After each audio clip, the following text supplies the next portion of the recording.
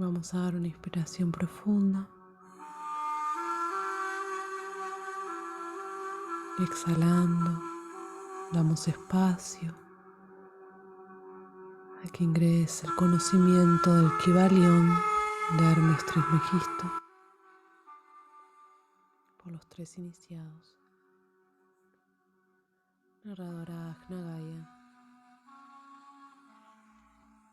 Capítulo 12. Causación. Toda causa tiene su efecto, todo efecto tiene su causa. Todo sucede de acuerdo con la ley. La causalidad no es sino un nombre para la ley no reconocida.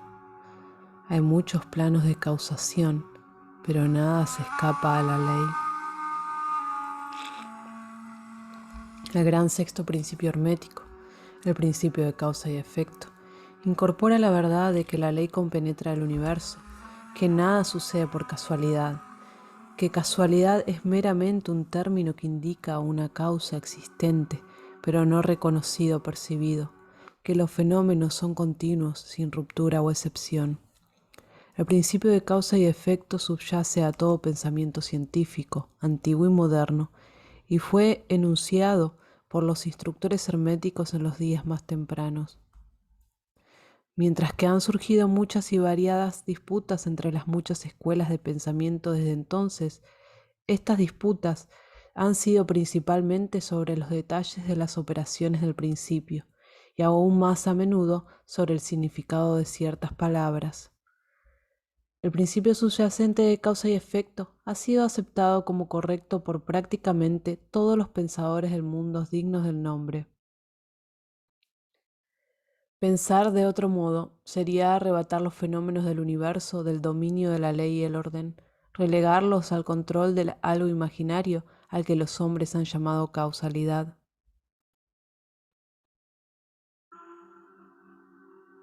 Una pequeña consideración le mostrará a cualquiera que no hay en realidad tal cosa como la casualidad pura.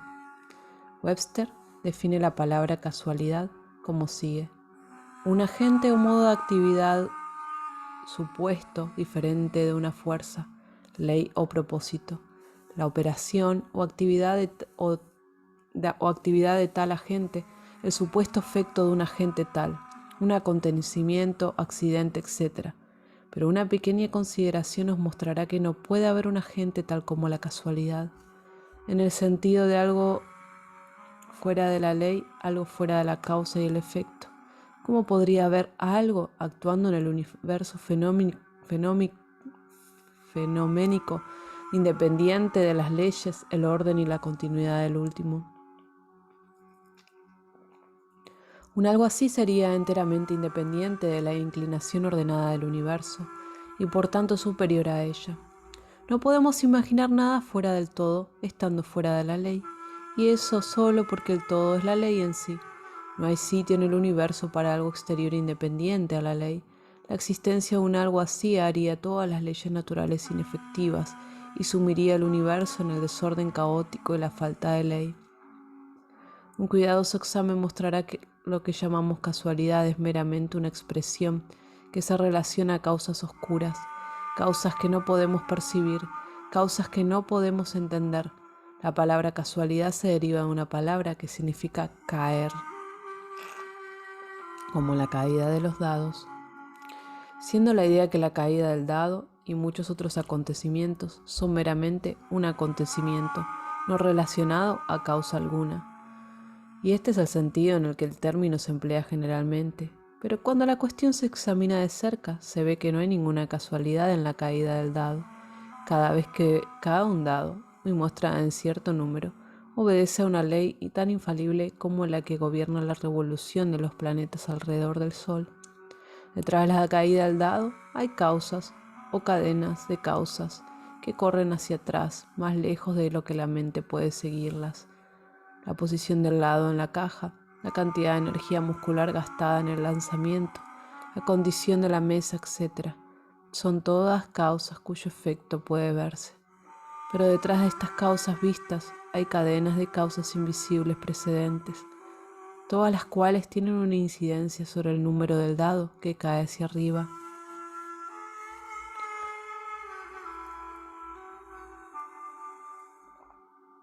Si se lanzase un dado un gran número de veces, se encontraría que los números mostrados serían aproximadamente iguales.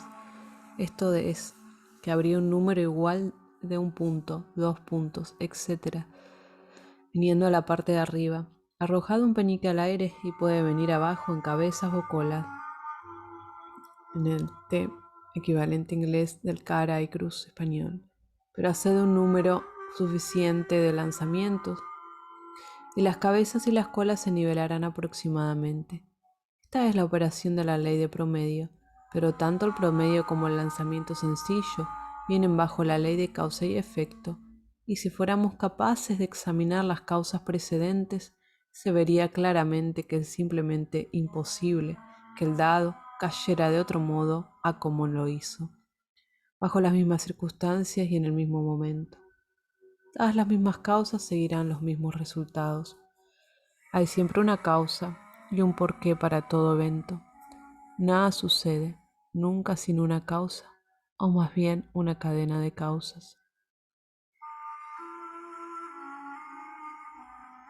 Alguna confusión ha surgido en las mentes de personas que consideraban este principio a partir del hecho de que eran incapaces de explicar cómo una cosa podría causar otra cosa, esto es, ser la creadora de la segunda cosa.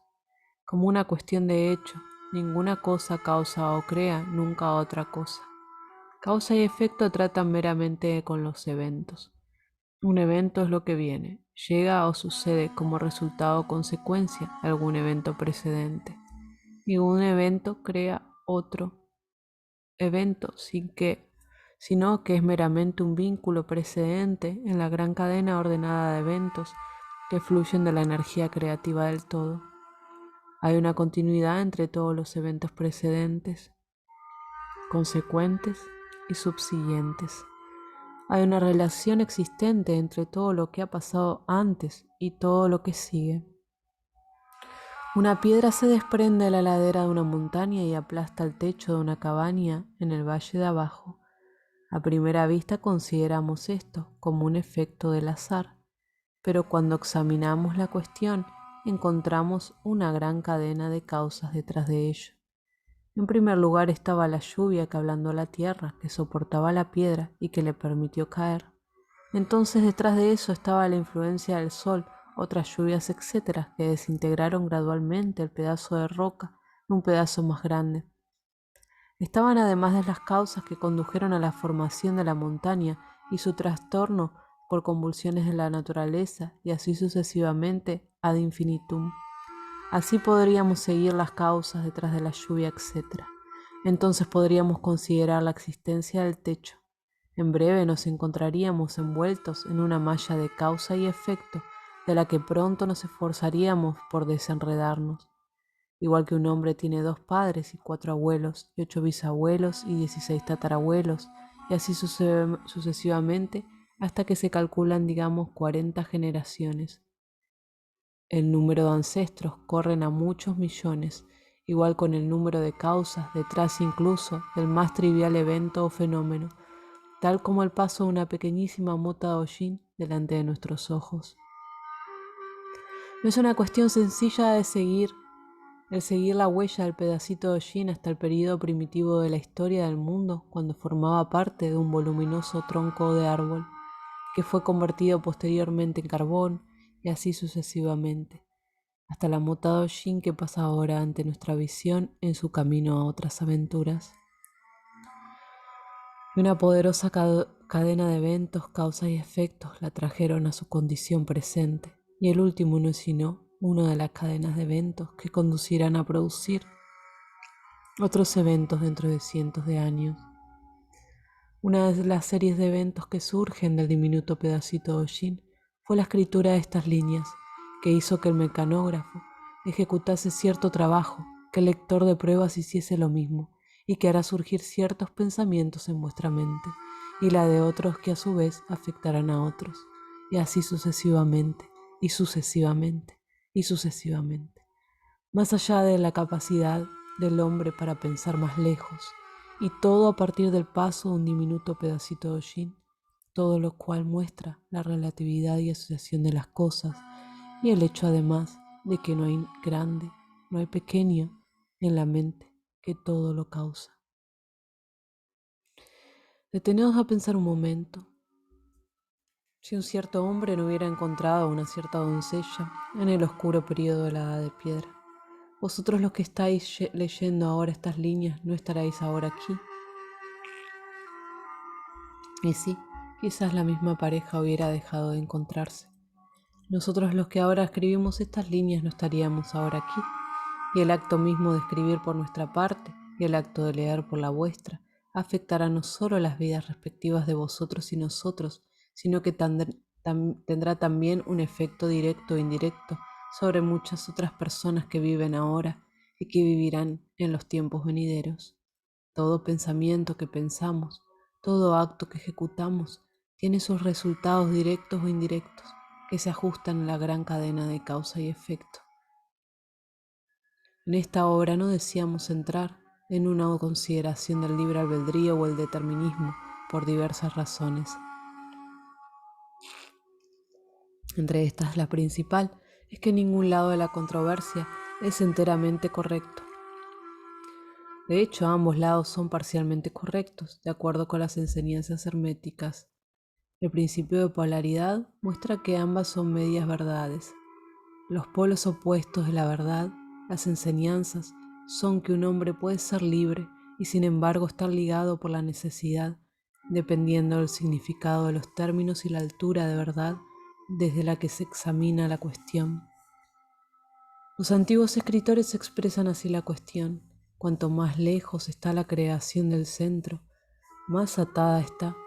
Cuanto más cerca del centro se llega, más cerca de ser libre está. La mayoría de la gente es más o menos esclava de la herencia, el entorno, etc., y manifiesta muy poca libertad. Ellos son arrastrados por las opiniones, costumbres y pensamientos del mundo externo, y también por sus emociones, sentimientos, humores, etc. No manifiestan ninguna maestría digna del nombre. Ellos repudian indignados este aserto diciendo: bueno, ciertamente soy libre de actuar y de hacer como me place, hago justo lo que quiero hacer, pero dejan de explicar de dónde surge el quiero y el me place. ¿Qué les hace querer hacer una cosa en preferencia a otra? ¿Qué hace que les plazca hacer esto y no hacer aquello? ¿No hay un porqué a su placer y querer? El maestro puede cambiar estos placeres y querencias en otros en el extremo opuesto del polo mental. Él es capaz de querer en vez de querer, porque algún sentimiento, humor, emoción o sugestión ambiental hace surgir una tendencia o deseo dentro de él a hacerlo así. La mayoría de las personas son arrastradas como la piedra que cae, obedientes al entorno, las influencias externas y los humores internos, deseos, etc. Por no hablar de los deseos y voluntades de otros más fuertes que ellos mismos. Herencia, ambiente y sugestión que les arrastran sin resistencia de su parte o el ejercicio de la voluntad. Movidos como peones sobre el tablero de ajedrez de la vida, juegan sus papeles y son dejados a un lado después de que el juego ha concluido. Pero los maestros, conociendo las reglas del juego, se elevan por encima del plano de la vida material y, situándose en contacto con los poderes superiores de su naturaleza, dominan sus propios humores, caracteres, cualidades y polaridad, así como el ambiente que les rodea, y así se convierten en jugadores en el juego, en vez de peones, causas, en vez de efectos. Los maestros no escapan a la causación de los planos superiores, sino que se ajustan a las leyes superiores y dominan así las circunstancias en el plano inferior.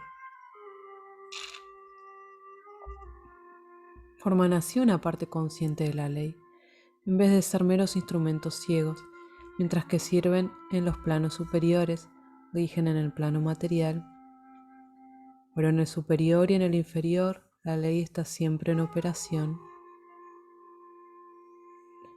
No hay cosas tales como la casualidad. La diosa ciega ha sido abolida por la razón. Somos capaces de ver ahora, con ojos aclarados por el conocimiento, que todo está gobernado por la ley universal, que el número infinito de leyes no son sino manifestaciones de la única gran ley, la ley que es el todo. Es cierto en verdad que ni un gorrión cae sin advertirlo, la mente del todo, que incluso los pelos en nuestra cabeza están numerados, como los han dicho las escrituras. No hay nada fuera de la ley, nada que suceda contrario a ella, y sin embargo, no cometáis el error de suponer que el hombre no es sino un autómata ciego, lejos de ello. Las enseñanzas aritméticas dicen que el hombre puede usar la ley para superar las leyes y que lo superior siempre prevalecerá contra lo inferior hasta que al final haya alcanzado la etapa en la que busca refugio en la ley misma y se mofe de las leyes fenoménicas. ¿Sois capaces de captar el significado interno de esto? Fin del capítulo 12 del libro El Kybalion de Hermes Trismegisto, por los tres iniciados, narradora Agna Gaia.